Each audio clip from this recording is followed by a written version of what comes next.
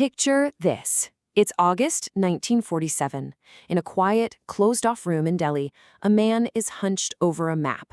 He has a few papers, some population tables, and just one pencil. And with that single pencil, he's about to draw a line that will forever change the face of a subcontinent. And that man? He was Sir Cyril Radcliffe, a respected English lawyer. Now, here's the crazy part. He had never set foot in India before. He couldn't point to Punjab or Bengal on a map. But that was kind of the whole point. The British wanted someone totally neutral, someone with zero ties to any political party, to draw the border between two brand new nations, India and Pakistan.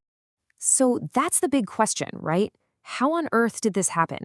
It's an incredible story about an impossible deadline, consequences no one could have imagined, and just immense, crushing pressure on one man's shoulders.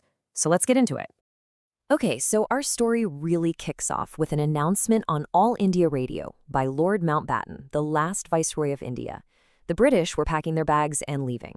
Their policy was brutally simple: divide and quit. They honestly felt like they were sitting on a volcano and just had to get out, fast. And that rush, that haste, led to the decision to partition India. Radcliffe was the man they picked to draw the line. Radcliffe shows up in India on July 8th, probably thinking he's got a reasonable amount of time to figure this all out. Nope, not even close. Mountbatten drops a bombshell on him. The deadline is August 15th. That's just a few weeks to split two massive provinces, Punjab and Bengal, places he'd never even seen. And the tools he had to work with?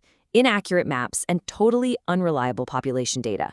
It was an impossible job from the start. He had to make these just massive calls about major cities. Calcutta, for instance, was given to India because it had a Hindu majority. But Lahore was way trickier. It had a small Muslim majority, sure, but its entire economy was basically run by Hindus and Sikhs. Radcliffe actually considered giving it to India, but in the end he awarded it to Pakistan. He figured the new country had to have at least one major city to have any chance of surviving. And get this, the division wasn't just about land. It was absurd. Everything, and I mean everything, was being split up. We're talking office files, furniture, even down to the paper clips. There's this one story about 60 ducks that the Bengal government had imported from England. They arrive in July 1947, right in the middle of all this chaos, and nobody knows who they belong to. West Bengal, the new East Bengal, so they just sat in a warehouse, a tiny, feathered casualty of this enormous split.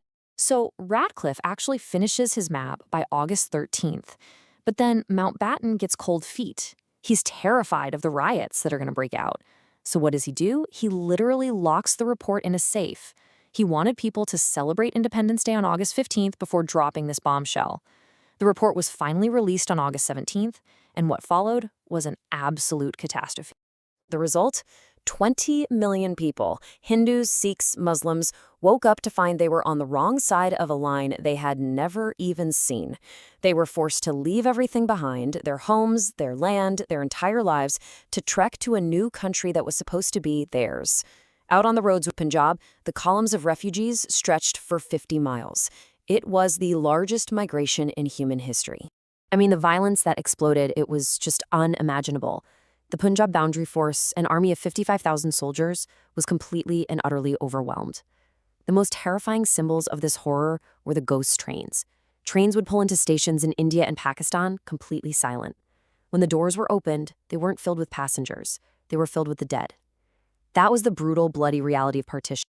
But while Punjab was burning, something unexpected was happening in Calcutta. You have to understand, the government's biggest nightmare wasn't just Punjab. It was the fear of what would happen in the dense, volatile streets of Calcutta. Think about this paradox for a second. In Punjab, you have an army of 55,000 soldiers, and it's total chaos. In Calcutta, where there were no troops to spare, peace was achieved by a single unarmed man. A desperate Lord Mountbatten had gone to Mahatma Gandhi and literally begged him to be his one-man boundary force. Gandhi's plan was, it was radical. He moved into a rundown house in a Muslim neighborhood with H.S. Suhrawardy, the very man many Hindus called the Butcher of Calcutta. And for 16 days it worked. There was peace. But then the horror stories from Punjab started to arrive, and the violence erupted again. So Gandhi did the only thing he could. He began a fast unto death.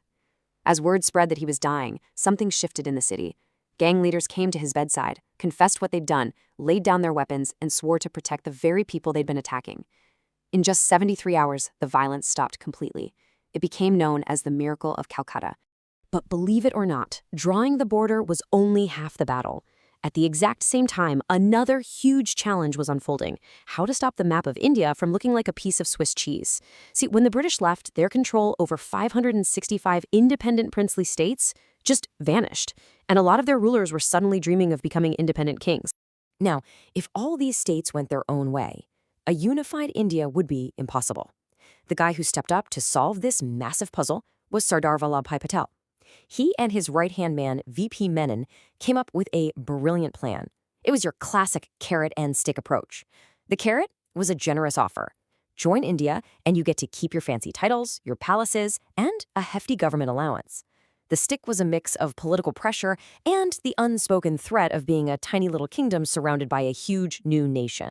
But Patel's real masterstroke was getting Lord Mountbatten to be his lead negotiator. He told Mountbatten he had a basket that needed to be filled with 565 apples, one for each state. And Mountbatten, who was a cousin of the British king, had this unique influence with the Maharajas. He could speak their language, the language of royalty, and he convinced them, one by one, that their best bet was to join India. And for the most part, the strategy worked like a charm. Most states signed on, some more willingly than others.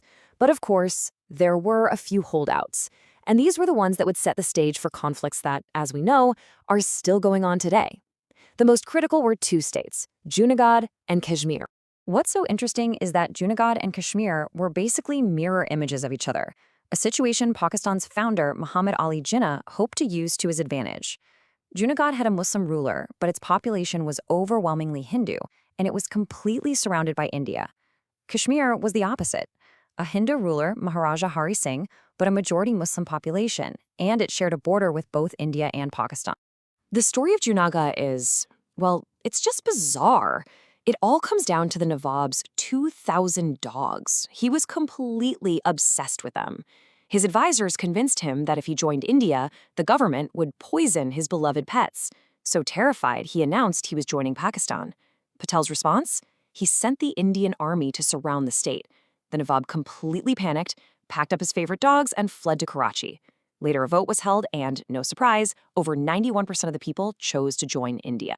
Kashmir, though, was way more serious. The Maharaja was dreaming of having his own independent country. But on October 24th, thousands of Pathan tribesmen, secretly supported by Pakistan, swept across the border. As they closed in on the capital, Srinagar, the Maharaja panicked and begged India for help. India agreed, but there was one condition. He had to sign the Instrument of Accession. He signed it on October 26th. The very next morning, Indian troops were airlifted into Srinagar. And honestly, the only reason they made it in time was that the invaders had stopped to loot and pillage the town of Baramulla, giving the Indian army just enough time to secure the airport and save the capital. Eventually, a UN ceasefire was called, creating a line right where the army stood, a line we know today as the Line of Control. So when you look at the birth of modern India in 1947, you're really looking at two stories unfolding at the exact same time. On the one hand, you have this immense, almost unbelievable tragedy. And on the other, you have a political miracle taking shape. It really boils down to this. The line that Radcliffe drew unleashed one of the greatest human tragedies of the 20th century. But at that exact same moment, the incredible work of Patel, Menon, and Mountbatten was performing a miracle of statecraft, stitching together hundreds of separate pieces into one single unified nation. And that kind of leaves us with one final thought. The map of India that we see today, it was never a sure thing.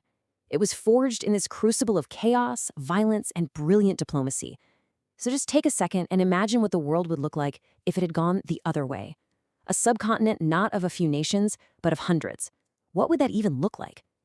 Thinking about that really shows you the sheer scale of the miracle that was the unification of India.